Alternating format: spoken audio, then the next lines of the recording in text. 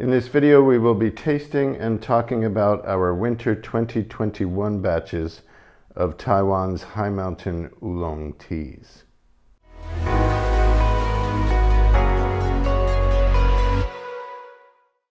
We're here today doing a taste comparison of our winter 2021 harvests of High Mountain Oolong tea, namely Shan Lin Xi High Mountain Oolong on my left, Alishan High Mountain Oolong in the middle, and Alishan High Mountain Oolong on the right. I brewed 9 grams of tea leaves in a 150 milliliter tea judging cup for 1 minute 10 seconds on the first brew, and then for 1 minute on the second brew. I was inspired to taste this, experience this for myself, but also to share the basic rundown of the differences among these 3 High Mountain Oolongs that were harvested during the same period. The differences are mostly beyond their growing regions, which is significant. The most obvious differences are in their processing, namely the level of oxidation. So Shan Lin Xi is the most significantly oxidized. Our Alishan this year is not far from the Shan Lin Xi, but less oxidized. And Alishan is more of a classic high elevation high mountain tea, meaning that it's minimally oxidized and maintains its original green floral character. These are winter teas, as we know, and we've learned from our tea professional friends who have been making tea, particularly high mountain tea, for 20 odd years, that winter crops are not as fragrant as spring crops, which totally makes sense in a natural sense. In spring, everything is flowering and really sprouting forth with new life. In winter, the plants are winding down in their annual cycle, and they just have different constituents in the leaves. And it is worthwhile acknowledging that if you want to get the best results in processing your tea leaves. So especially at medium high level, meaning like from 1,700 meters down to 1,200 meters, those elevations can do well with a little more oxidation from their winter crops. In addition to that natural factor, the seasonal difference, there's also the difference, there's also the factor of these teas being made for competition, namely the Lugu Farmers Association Dongding Oolong Tea Competition, where the quality standard is a significant roasting level that requires a substantial level of oxidation. You need to have a significant oxidation in the leaves in order to get optimal results when roasting them to a medium roast, let's say. So our 2 sources make a bulk of their winter crop for competition. They sell it to competition players. The players take it home and roast it and then enter it into competition. So by default, they have more oxidation. The winter crop is also much more minimal, so they're less likely to separate their yield into a lighter oxidation and a more significant oxidation. If they have enough tea, like in spring, they know that there's a significant demand for a lightly oxidized classic high mountain tea, so they'll do that as well. But we feel that it's educational and interesting and satisfying to experience the same produce at a different season processed slightly differently. So we hope that our fans and customers will feel similarly in that it's worthwhile to learn more about tea, really, in terms of how it's made and the qualities that result from them. So we're going to taste the Shan Lin Xi first.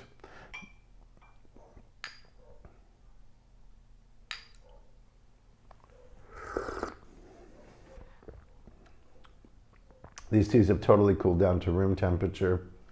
Very, very balanced. Really nice, smooth mouthfeel. No real bitter or astringent factor. Just enough astringency to make it a clean finish, to kind of give it a little bit of pop.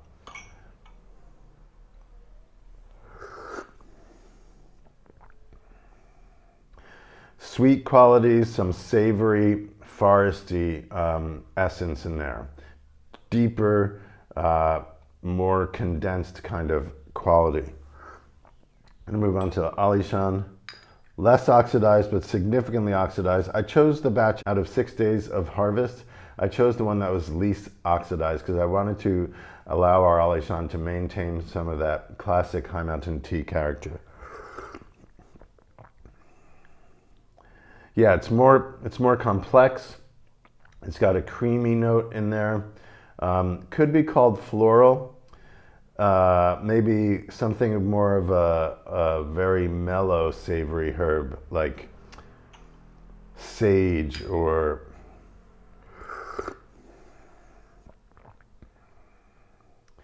it's not as sharp as a herbal quality. I would say something like a savory scone. Very pleasant. I think Alishan classically and with this batch as well has the friendliest flavor profile. I think for people that are just getting into Taiwan oolongs and high mountain teas, this is something that's most accessible in its character. The added oxidation gives it more substance. It's less nose, it's less of the high notes, but it's just more satisfying on the palate, and the aftertaste really just kind of lingers in this rich, creamy, heady way. It is more reminiscent of a Scotch, and when they do roast these teas, it gets even more along the lines of single malt whiskeys. But that's not what we're tasting now. Let's move on to the Alishan High Mountain tea here. This is more closer to classically made high mountain tea. Minimal oxidation. You can see it in the coloration. I didn't mention coloration. The Shan Lin Xi is obviously the darkest golden color.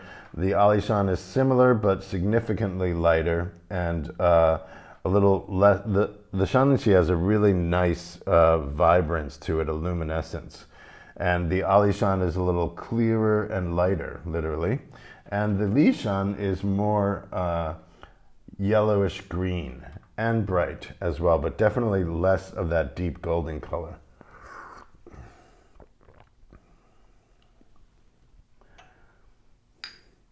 This is also noticeably a winter tea. It's mellower. It's not like flower explosion in your nose. It's soothing. It has more of a soothing quality than a really super fresh quality. But it's definitely light. I can taste the fresh, like fresh baby greens or that kind of fresh arugula, radicchio, something a little more with a stronger character, but salad kind of flavors in there. Perhaps just a little bit seared on a grill, like slapped on a grill to give it a tiny bit of toasted quality to it, but fresh, definitely. So if you're game, we encourage you to do what we're doing right now and try all three together, or at least back to back, or whatever way works for you. But explore the levels of oxidation that these three batches of tea represent. Shan Lin Xi being the most significantly oxidized, Alishan being in the middle, and Alishan being the lightest. It's an interesting lesson, and it's really satisfying. It allows us to really get to know tea. It's not just one thing.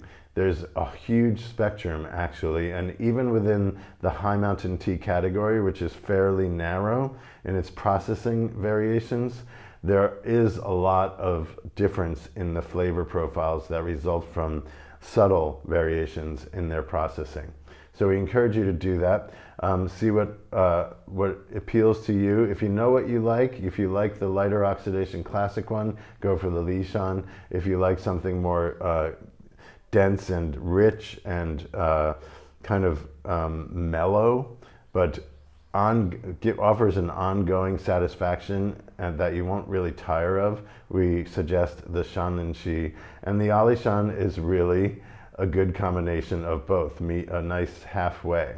But if you're up for it, get a sample of each and try them out and experience the differences. I think this season, the batches that were chosen this season are good representatives of how the processing methods vary and the results that come from those variations.